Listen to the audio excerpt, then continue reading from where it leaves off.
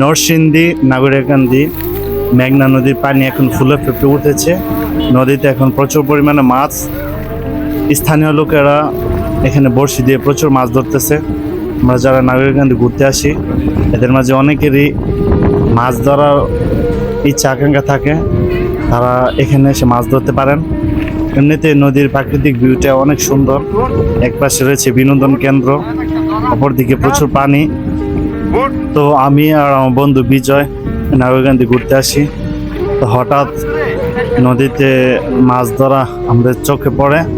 তো ভাবলাম যাই ওইদিকে গিয়ে দেখি। তো যারা এখানে মাছ ধরে ওদেরকে জিজ্ঞাসা করলাম, ভাই মাছ কেমন বড়শিতে উঠছে?